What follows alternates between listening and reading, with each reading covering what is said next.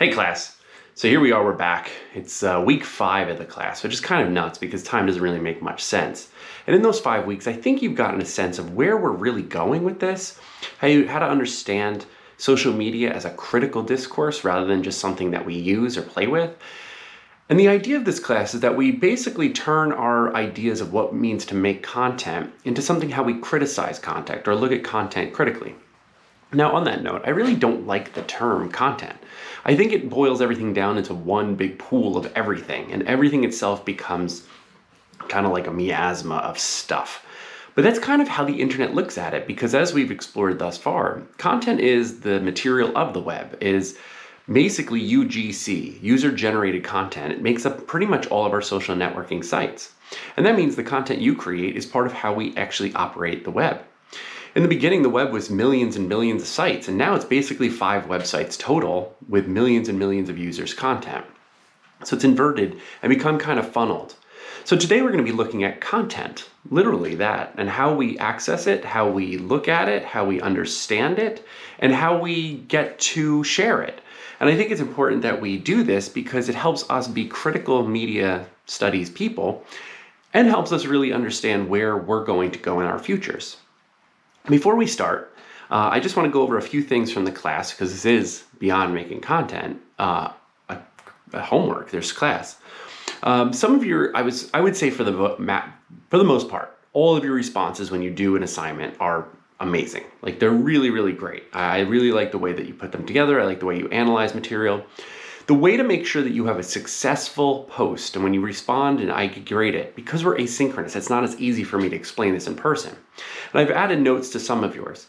But when you add a response, make sure that you make very specific references to the material assigned, whether that be my lecture, so things I've said, or the reading itself. Basically, you have to prove to me that you've read the content, that you've read the material, and that you've digested it. It isn't just pointing out the things I point out. So if I tell you to watch something inside of something, if you make a note of just that, I have no idea if you actually consume the rest of the material.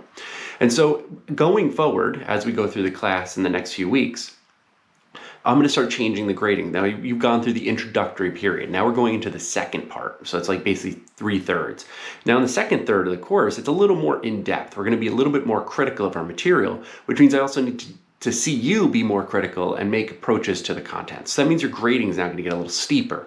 So keep that in mind as we go through this. So when you're listening to content, watching something or reading it, your response should reference things that I don't say or make sense within it. So it's basically telling me you've consumed it. And that's because, like I said, we're asynchronous here. There's a lot of work on both our parts to make sure that this makes all sense.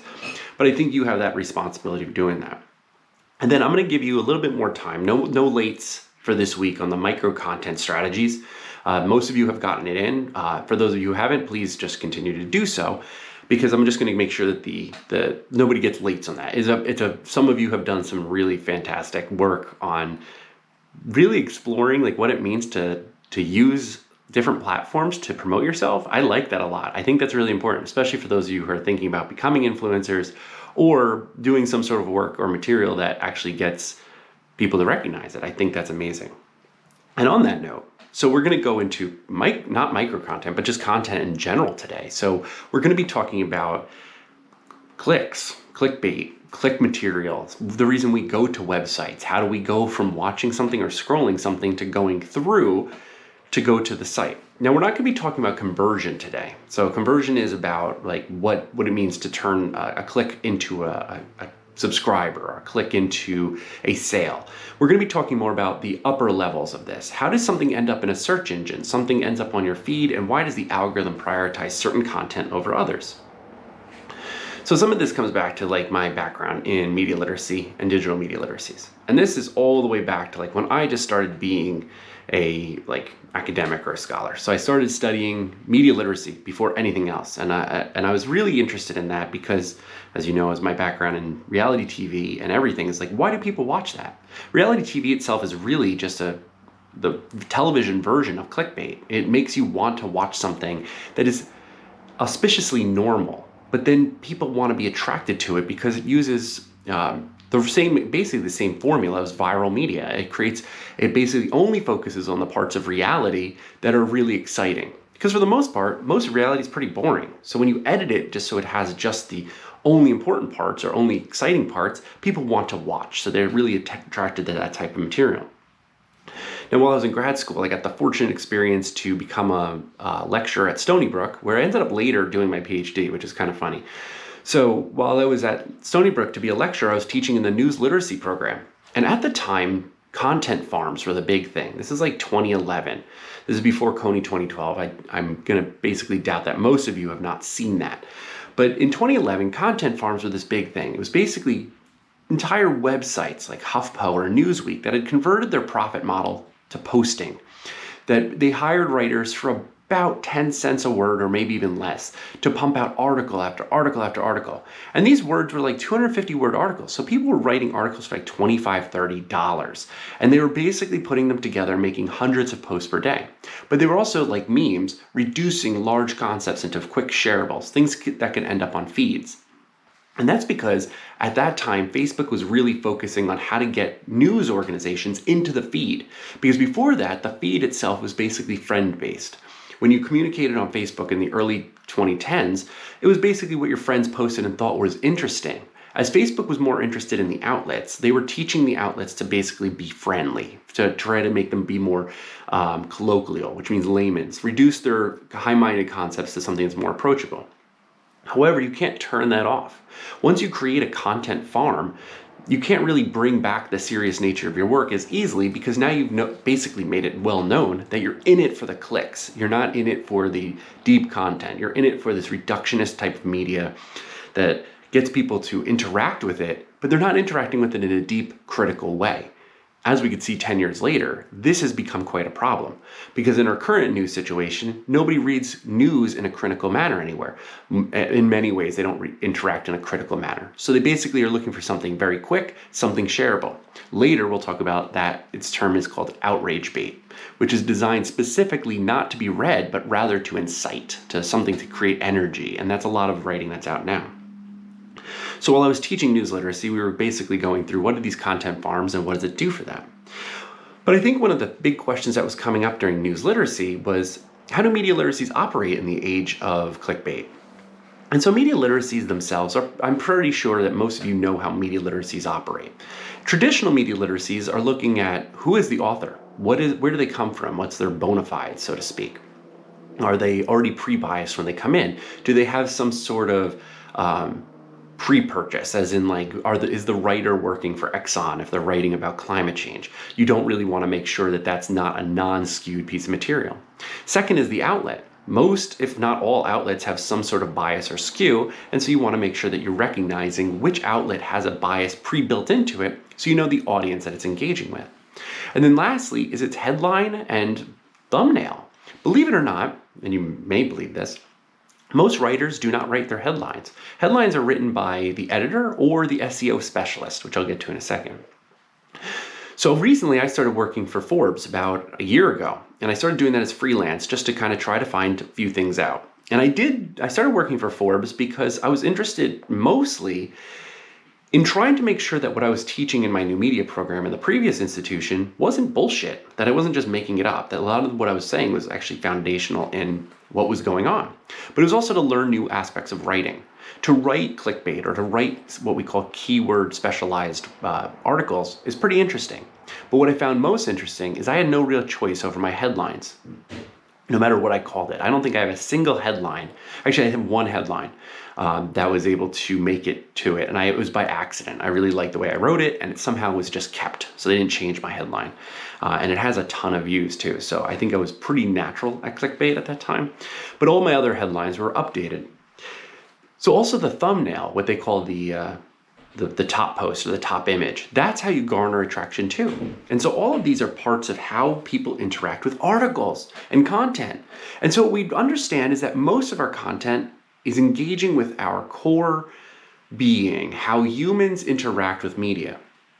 One of your pieces of homework is to read a long-form article by Andrew Morantz, who wrote the article The King of Clickbait, or The Virologist. And it's about a young guy named Emerson Spartz. He's the founder of Dose.com.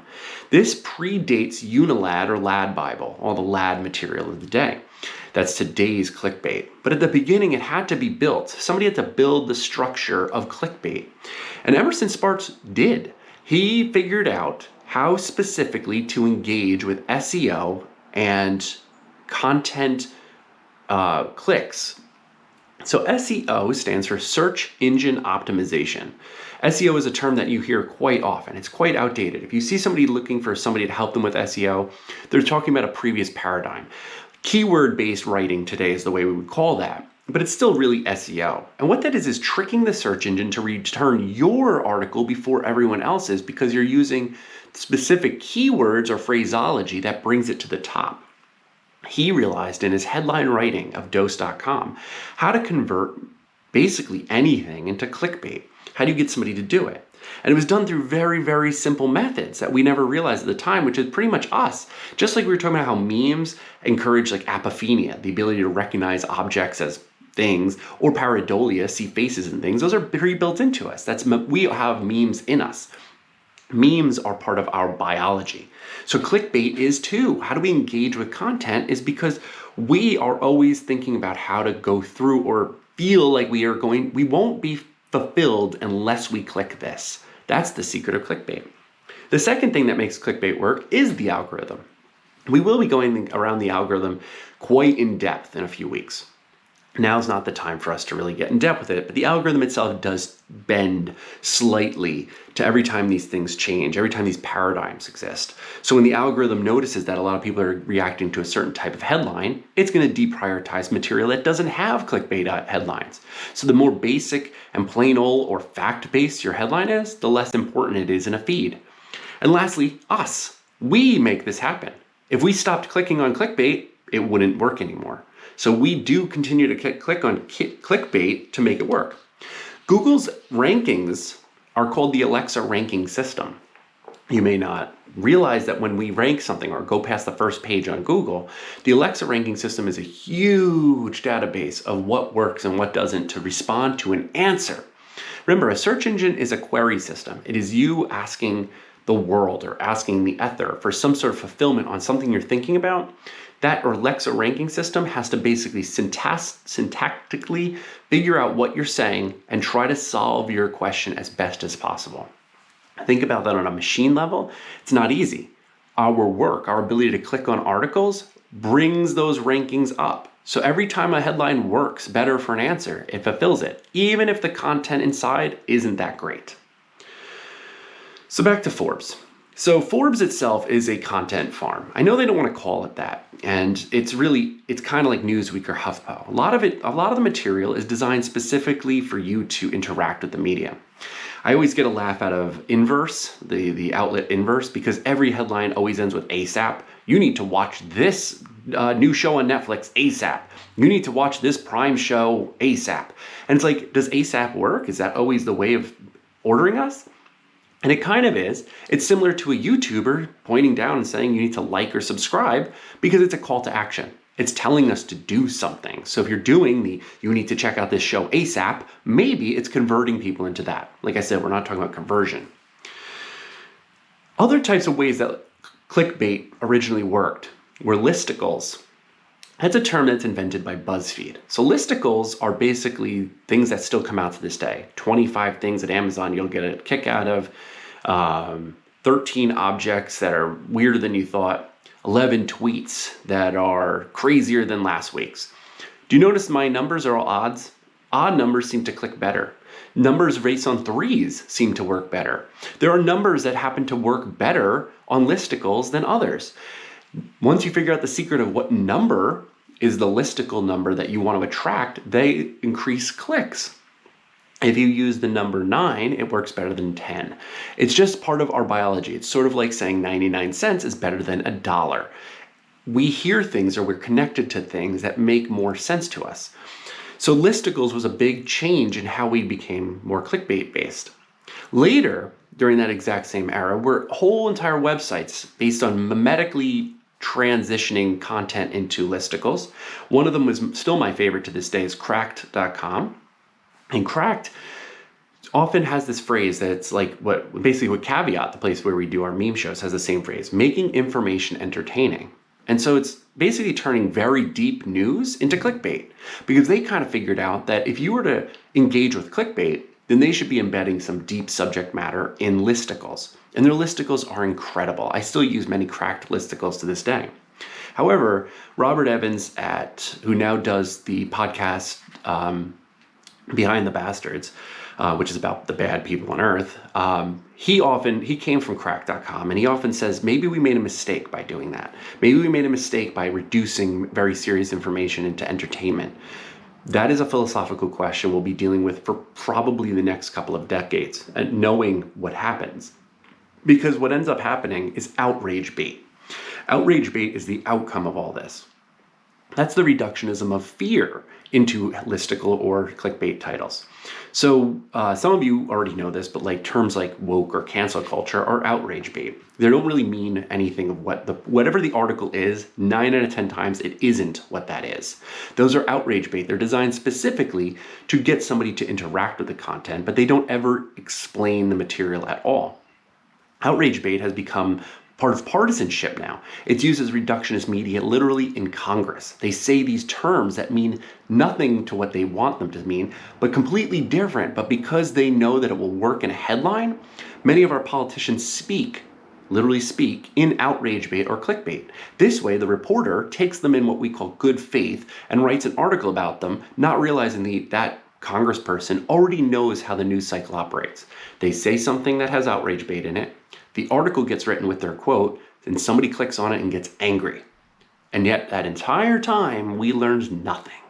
And that's what outrage bait is. It's the ability to take angry information and make it anger, like make that entertaining. So they create it that way. And so that's why we want to make sure that as social media scholars and social media critics and social media students, we want to make sure that we're looking at this in a critical way. We want to critically analyze this content. It isn't just us accepting that this is how it works, but understanding that this is a method, this is a very large scale phenomenon of a huge information ecosystem or a media environment, if we're going to be using certain terms from media ecology, which is screen-based media. We have to interact in screen-based media, and somehow we're going to be interacting with our hand on a mouse or a click on a pad or a click on a screen. One way or another, we're interacting. And that means there's this negotiated relationship between us and the material. And every time we do that, we create what's next. And that's a lot of power that we all have inside this space. For homework, we have really 2 assignments. One is that article I was talking about before about Emerson Sparks. That article is, for me, a very important historical document. Written in 2014, Andrew Morantz talks about Emerson Sparks, who built Dose.com. I really need you to read this because in 2014 is basically a big year. We're going to come back to 2014 again several times. 2014 is a moment that changes all of our current era. But I also think a lot of this has a lot to do with the invention of really smart clickbait. And I don't mean smart as in smart intelligence, I mean smartly built clickbait. The next thing is the episode of the Content Minds about content or Gen Z content. And I want you to listen to this specifically because it's basically 2 millennials talking about Gen Z content and how different that content is in relation to what millennials would interact with. A lot of that has a lot to do with manifestation, a lot of it has to do with clickbait in general, and a lot of it has to do with shallow materials that are just interactable. One of the Gen Z examples on TikTok given in that episode is amazing. And I really want you to write a short response in the assignments. There's no discussion this week. I just don't have a discussion. But in the assignment, after reading both of these, then that's because this assignment's a little bit bigger, and it will be graded based on your understanding of the material. Listen to the podcast and read that article and tell me and analyze it and tell me a lot about why do you think this stuff works? What personally do you understand or bring to this? How does clickbait work for you? Do you enjoy it? Do you understand it? After listening to these 2 pieces, do you get why the system operates? Do you think it should stop? Do you think we should stop doing clickbait? And what would you replace it with? Use examples. Lastly, why do you think that Gen Z understands this type of material better. So Emerson Sparks is a millennial example, and then an example in the content minds is a Gen Z example. Pretty much the content minds, Ryan and Luke, basically explain that Gen Z gets this much better. Why do you think Gen Z gets this better? What about cultural understanding, or at least the last decade, makes this make more sense? Because I would really love to talk about this much more, and we will return to this topic multiple times, whether we talk about algorithms, memes, politics, reactionaries, and everything. It all comes back through this method of media understanding, which is a super important part of social media itself. So I'm really looking forward to these responses, and I thank you as always for being here, because time makes no sense, and now we've been in week 5, and it's been a year since the skateboarding Fleetwood Mac video, and that makes no sense either, because I can't understand time. To me, it's still 18 months ago. I don't know. But I appreciate your time watching this, and I appreciate your time writing your response and listening to the material and reading the material. So as usual, until next time, stay healthy, stay curious, and stay vigilant.